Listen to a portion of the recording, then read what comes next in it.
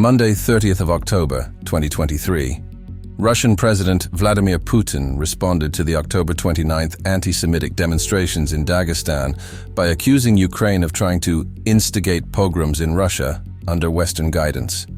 Putin claimed during a meeting with members of the Russian Security Council on October 30th that demonstrations in Makhachkala were inspired, among other things, through social networks from Ukraine's territory by Western intelligence services. Such delusional claims indicate yet another attempt by Putin to put the blame on the West for internal instability and provide justification for the war for the Russian population. Tuesday, 31st of October, 2023. Kadyrov responded to the riots in Dagestan by praising Russian President Vladimir Putin's accusation that the West orchestrated the situation to destabilize Russia. Kadyrov later called on Chechen security forces to immediately detain instigators of any potential riots in Chechnya, or to, quote, fire 3 warning shots in the air and after that, fire the 4th shot in the head. Kadyrov's reactions to the riots in Dagestan suggest that he is first and foremost concerned with maintaining the perception of his unwavering support of Putin, and secondly, with demonstrating the strength of his authoritarian rule over Chechnya by threatening a violent response to potential future riots. On the front line, Ukrainian forces continued their attempts at crossing the Dnipro River in the Kherson Oblast and pushing the enemy back. In this video, a small group of soldiers crossed over to the left bank of the Dnipro, near the village of Krinky. The defense forces of Ukraine continue to hold positions on the left bank and are trying to expand the controlled area. However, the possibility of further development remains limited, given the fact of the inability of Ukrainian forces to transport heavy equipment over the river because of intense artillery shelling. Wednesday, 1st of November, 2023. Ukrainian Commander-in-Chief General Valery Zaluzhny stated that the war in Ukraine has taken on a positional nature and offered a series of recommendations for Ukraine to restore maneuver potential. Regarding the issue of air superiority, Zaluzhny argued that Ukrainian forces need to significantly improve drone capabilities to gain air superiority along the front line. Ukrainian forces need to overload Russian air defenses, neutralize Russian strike drones, and degrade Russian visibility over the front by deploying cheap drones in huge quantities. Aerial dominance remains one of the most essential components of modern warfare, and Ukraine is in extreme need of new technologically advanced equipment. The future arrival of F-16 fighter jets will make a huge difference and hopefully result in the massive frontal success of Ukrainian forces.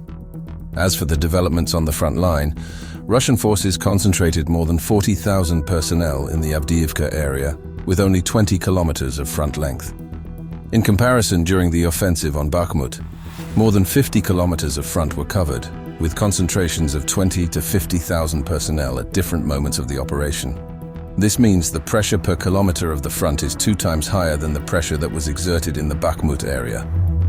In Avdiivka, Russians also use a mixed type of assault operations. When there are enough mechanized components such as tanks and armored fighting vehicles, they try to break through the defense with armored columns.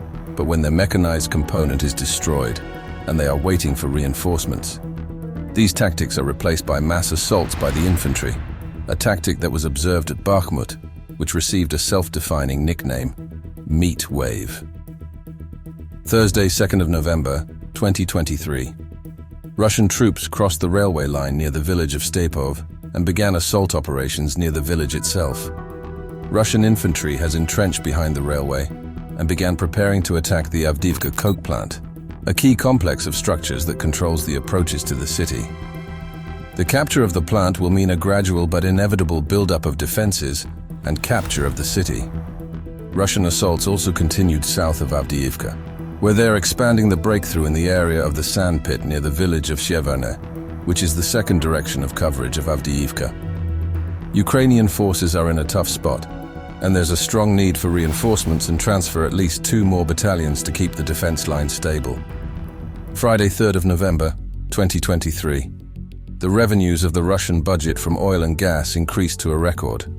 The increase in the revenues of the Russian budget was influenced by the rise in world oil prices and the decline in the ruble exchange rate.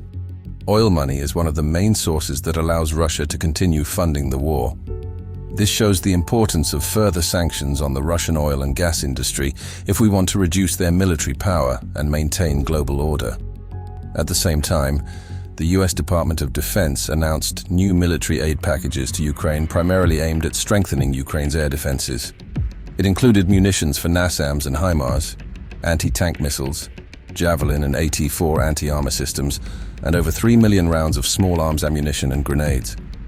The US also allocated $300 million to the Ukraine Security Assistance Initiative to strengthen Ukraine's air defenses over the long term. Saturday, 4th of November, 2023. A small missile ship, Askold, was hit in occupied Kerch with the help of Storm Shadow missiles.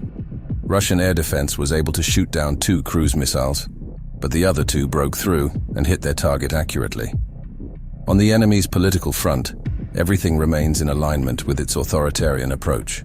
The Russian government is testing an electronic voting system ahead of the 2024 presidential elections, likely to further support efforts to manipulate the results in favor of Putin. These public election preparations are notable as Putin has not announced his official campaign, and Russian state media has not yet begun posturing Putin as the only viable candidate. Sunday, 5th of November, 2023. Ukrainian President Volodymyr Zelensky gave an interview to NBC and repeated that the war is not in a stalemate. He described it instead as a check on the part of the Russian army, suggesting that Ukraine can resume making significant advances when it resolves the military parity with Russian forces described by Ukrainian Commander-in-Chief General Valery Zaluzhny. Zelensky further noted that Ukraine will not negotiate with Russia until or unless Russia entirely withdraws from Ukrainian territories, concluding that Ukraine is not ready to concede its freedom to the terrorist Putin. In conclusion, during this week, Ukrainian forces have eliminated 5,150 personnel, 94 tanks, 178 APCs, 173 artillery systems, 33 MLRS, 115 UAVs of operational tactical level, and 11 anti-aircraft systems.